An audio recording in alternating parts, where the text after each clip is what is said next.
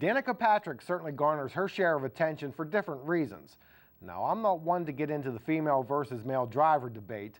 To me, a racer is a racer no matter what gender, color, or anything else. But you have to admit that Pennsylvania has seen its fair share of talented women drivers, whether it is Judy Bates in a sprint car or Dina Groves in a modified, just to name a few. At Lake Erie Speedway, there is one young lady who we may be hearing about for many years to come.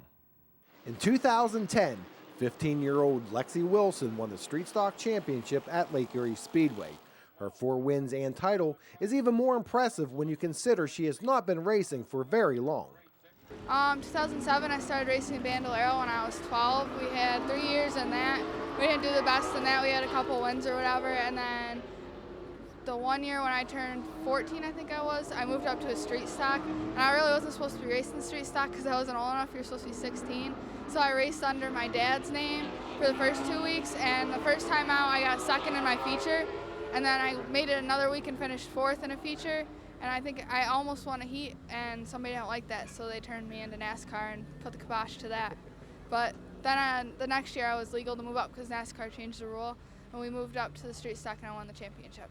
This season, the Lexinator, as she is known, has collected 4 more checkered flags in the street stocks, while again leading the standings. She has also made the move up to the late model ranks, where she is 5th in points with 2 third-place finishes to her credit.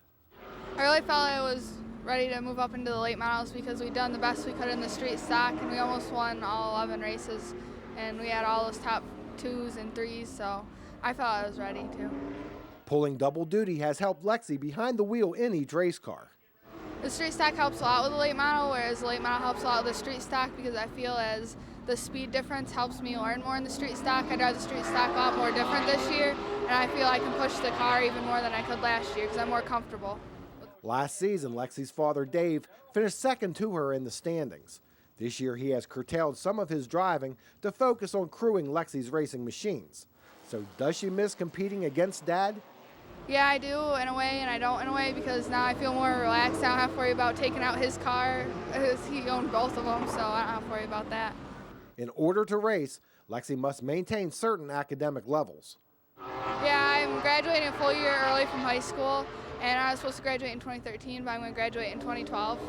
So we have to keep the averages up high, and I think I finished with like a 93 or 94 this year for my sophomore year. She has accomplished a great deal in a short period of time, but there are bigger plans in the near future. My dad said something about moving up to a truck, and that's why I graduated a year early, was because I want to go down south and try to make it as far up in NASCAR as I can, and I'm looking at the Drive for Diversity, so I hope to get into that and help with my racing. I want to go as far as I can. I want to make it up to the higher ranks of NASCAR.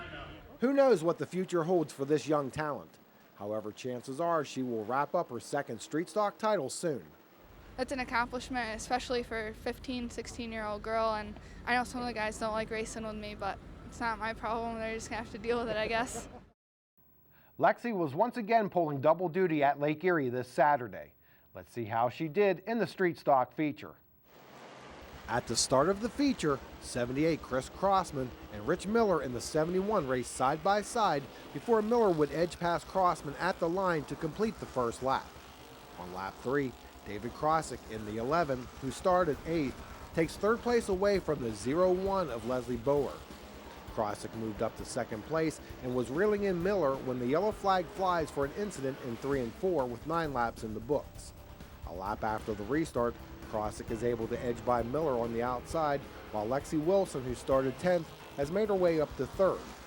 Krosick began to pull away to a comfortable lead, while Wilson worked on Miller to finally move into the 2nd spot on lap 15. Joel Raymelt in the black 28 would eventually pass Miller for the 3rd position and begin closing on Wilson. Up front, it was David Krosick cruising to the victory in the 25-lapper. Wilson, Raymelt, Miller, and John Denny rounded out the top 5. Lexi still had one more race to compete in on Saturday night, the 75-lap TBRA late model feature, which included NASCAR driver Kyle Busch. Highlights from the Busch Brothers Bash and more when Pit Pass returns. When you think golf carts, think Jake's Custom Golf Carts. With over 300 stock and lifted carts at their shop, you'll find the cart you need or have Jake's build one to your specs. custom airbrushing, lift kits, sport shifters, rear seats. You name it, with the expertise and craftsmanship people have come to expect from Jake's. Come see for yourself why Jake's is the nation's premier golf cart provider. Jake's Golf Carts, Route 522 McVeigh Town. Online at jakesgolfcarts.com.